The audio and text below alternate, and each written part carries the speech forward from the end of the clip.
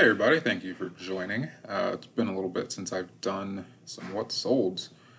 I've just been very busy with work and haven't had a lot of time to go through these items as I am packing them up. I've just got to get them done and get it out. So part of the life as a part-timer. But a lot of good sales here, and I'm going to go through a couple of them for you guys, just to show you what has been selling and things you can continue looking out for. So first here, we've got this Fisher-Price Little People Share and Care Safari playset. Again, this one was it was the only reason I bought it was because it was $1. It's large and it was a pain in the butt to actually take it apart in order to fit it into the box. So that was annoying, but for $1 and it sold for 51, I was more than happy to put in that extra effort to get that one done. Here we've got the Acid Bath when the Kite String Pop CD. Unfortunately, I did not get a chance to listen to this. Maybe I'll see if it's around somewhere else so I can take a listen to see what I missed out on. But this was also $1 and it sold for 60. So right off the bat, we've got two items, $2 total. We got 111 bucks in sales, so pretty happy about that stuff for sure. This was the Build-A-Bear. This was thrift store purchase. I believe this was $2 maybe, $1 or $2. And this one sold for 15. Again, Build-A-Bear is almost always worth looking up. You can usually find them at garage sales for pretty cheap. Parents have taken their kids out, for their birthday a couple years back, spent $50, $60 on the bear, and it ends up in the garage sale typically. But definitely keep an eye out for Build-A-Bear. You can see, usually, if you pick up a plush animal, there will be a BAB on one of the feet at the bottom. That'll tell you that it's Build-A-Bear. There's also typically a tag as well that'll tell you what it is. So keep an eye out for those. Here we've got the Sesame Street Kids Guide to Life. This was a thrift store purchase, so it was Learning to Share and Elmo Size. They were both in a bag at the thrift store. It was 69 cents for the bag. And it sold for 15 bucks. Pretty quickly, pretty easily. So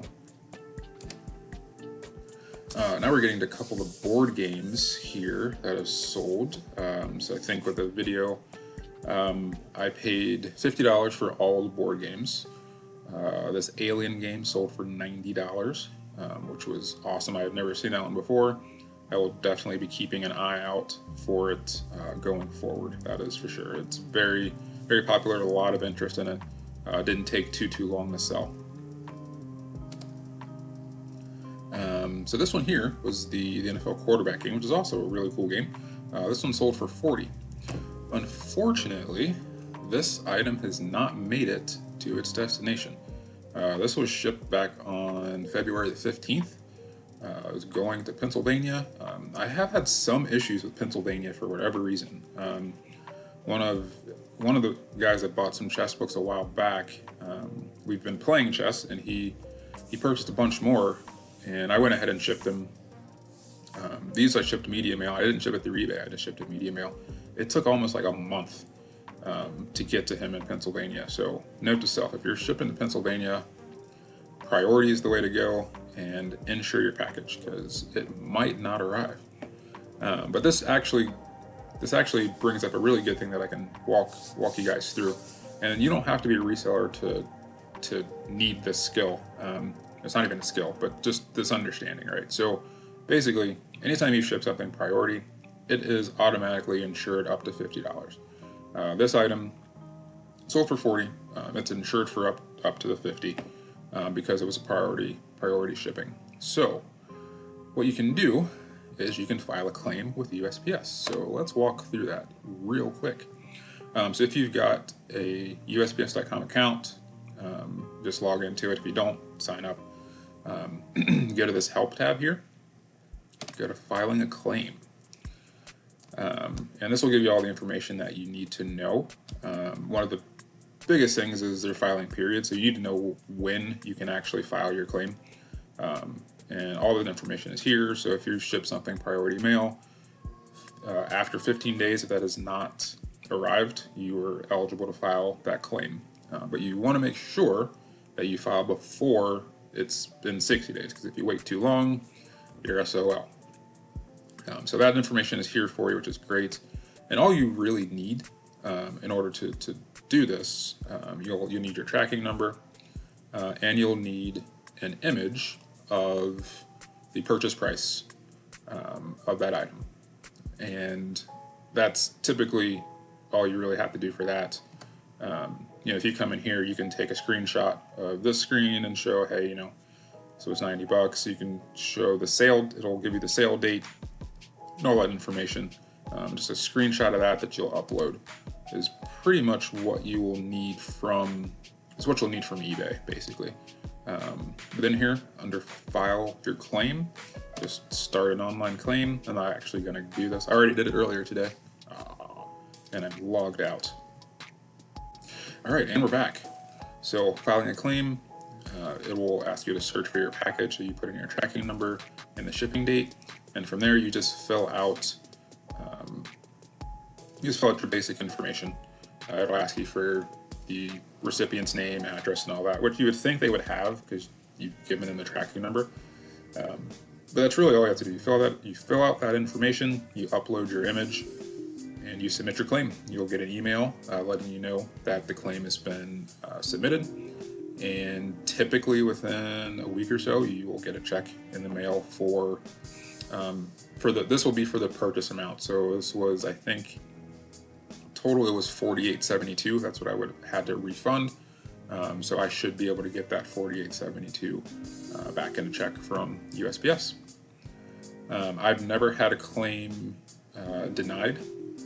I haven't had to do too many of them, but I've never had one denied. It's really a relatively straightforward process, and it doesn't take too much time. But it's definitely something that, as a reseller, you definitely want to know how to do it. And if you're just shipping things in general, it's good to know how to do that. So glad I was able to walk through it because of having to refund someone. All right, back to the sales. More board games. So Payday. This one sold for $19.80. This is definitely one to keep an eye out for. I've seen this quite a few times. I've sold it plenty of times. It typically sells for right around this $19, $20 range, as long as it's complete and in good condition. The Bermuda Triangle game, which I had never seen before. That one sold for $29.90. This one looked like a pretty fun game to play, kind of like a mixture of Battleship and, I don't know, Bermuda. I don't know, something like that. But yeah, I was pretty happy with that sale as well. So the board games have definitely done as well as I thought they would. I still have about 6 or so left that haven't sold yet, but already in the profit pretty well from them as well. Especially, I mean, the Alien put us into the profit by itself, so it's good stuff. So here we've got 7 of the Barney VHS. Nothing really super special that I'm aware of.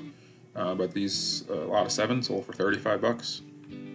Definitely been selling a lot of VHS tapes. And we've got these Ninja Turtle VHS tapes, which I believe were from FHE. So some of these are Burger King Kids Club VHS. And this lot sold for $25. And I really love selling these things because they're always so cheap. And just, thus far, I've done very well with them here recently as I'm trying to get a better understanding of what to look for. SpongeBob, Lost in Time. This one sold for $27.40, which is just crazy to me for one VHS, but definitely keeping an eye out for SpongeBob VHS going forward for sure. This was the VTech replacement phone. So when I bought the Train, maybe about a month or so back, this little guy was sitting in it. And this is actually the reason that I bought the Train, because I looked that up and saw that selling by itself for $20. So was very, very happy to be able to get $20 out of that little plastic replacement thing. So that's always a good thing to keep in mind when you're looking at those big trains. If you don't really want to sell the whole thing, you can still, if it's cheap enough, you can buy it from the thrift store. You can take the parts you want, and then you can give it back to the thrift store if you don't really want to mess with the train itself. So we sold the replacement parts, this here for $20, and the Alphabet's also sold for 25, I believe. So it was pretty good flip. I got another Barney here, Ready Set Play for 14. This guy finally sold. I had this forever. This was the Panasonic 3DO, which is a really cool system. They didn't make a lot of them, so they're relatively rare. But the quality is actually really good. I played this one for a bit. It was actually a lot of fun to play. I had this listed out there for a long time at the 450, and eventually took an offer of 315. I did not pay anything for this one. This one was from my buddy's trash, so I will owe him a bottle of something now that this is finally sold. This is a pretty recent sale. This was just yesterday, actually. The 6 bar books sold for $40. These were a quarter a piece a while back, so held on to them for a little bit, but pretty nice little flip for sure. They're six books for a quarter pop, so $1.50 in the 40. I'll take that all day. This Scary Game finally sold as well. This, I don't remember exactly what I paid for this. This was in an estate sale with a bunch of really cool stuff, where I got the Nintendo Powers, a couple other board games, a lot of really cool stuff. This eventually did sell for $94.50. This is another really good game to keep an eye out for. So, pretty cool within the past month or two to have sold 2 board games for $90, 90 or more. That's why I love board games. I'm always looking out for them, just because I know that there are some out there that you can do really well on. So, and apparently this is one of them. This is a random Joker's Wild 2nd edition game. I didn't think a whole lot of it when I picked this one up. This was $1, and it ended up selling for $18. It did take a little while to sell, about a month or two, but $1 to $18, pretty solid. Finally, the Letter People finally sold. My wife picked this one up back in the summer. We paid $20 for this. Finally sold for $200, which is awesome. And last but not least, this was it's hard to say it's a bit of a bummer when it sells for $175 and I only paid $15 for it. But I really thought this was going to go for a lot more when I initially picked it up. Now the problem being, without the power supply, that really hurts the value of this. And I tried looking for power supplies for a little bit, and I didn't have much luck with it. So I gave up on that.